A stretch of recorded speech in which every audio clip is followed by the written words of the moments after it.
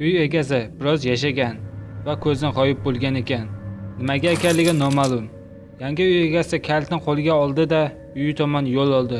Uyning oldingi egasi bedarak yo'qolgani sababli uning eski-tuski narsalari sotuvga qo'yilgan.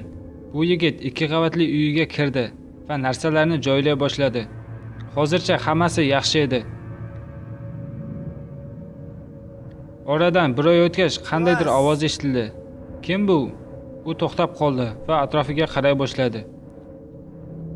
Evas! Ovozni yaxshiroq eshitish uchun oyog'i ostiga quloq soldi.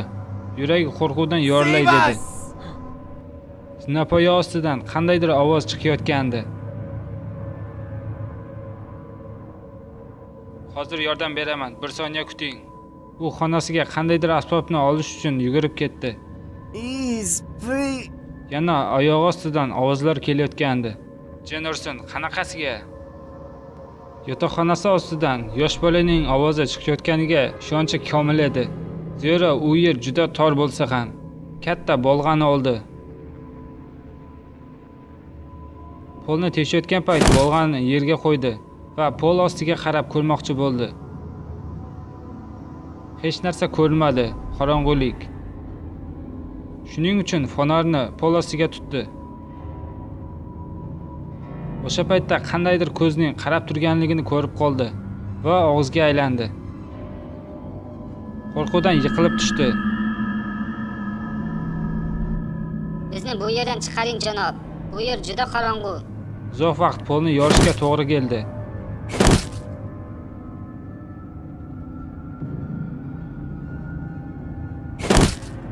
Bolg'a qattiqroq nimagadir tegdi. Qarasa, pol ostiga tushish uchun qurilgan eshik bor ekan. Buni ochdi va fonarni yoqdi. Juda qorong'u bo'lgani sababli baribir hech narsa ko'rinmadi.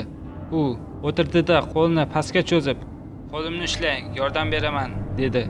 Uni bitta qo'l, keyin ikkita, keyin esa 10 ta qo'l ushlaganini sezdi. Endi gapirmoqchi bo'lganda uni pastga tortib yubordilar.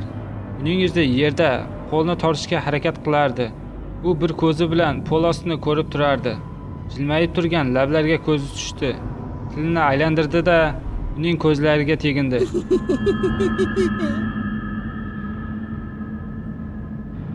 Uning qo'li og'riy boshladi va pol tagidan tortib oldi. Qarasa, qo'llari tishlangan edi. "Sizlarga nima bo'ldi? Nima qilmoqchisizlar o'zi?" Teshikdan qo'rqinchli kulgular eshitildi. Uning juda jahli chiqdi va o'rnidan turdi. Shunda bitta qo'l polni yorib chiqdi va oyog'idan ushlab oldi. Silkib yubordi-da qochishga harakat qilardi. Lekin juda ko'plab qo'llar uni ushlashga harakat qildi. Zinapoyadan endi tushganda yiqilib tushdi va nihoyat chiqish eshigiga keldi. Birdaniga yuqori yorilib ketdi. Haligi narsalar yana kelgandi. Bu safar ko'zlar va og'izlar ko'rinib turgan.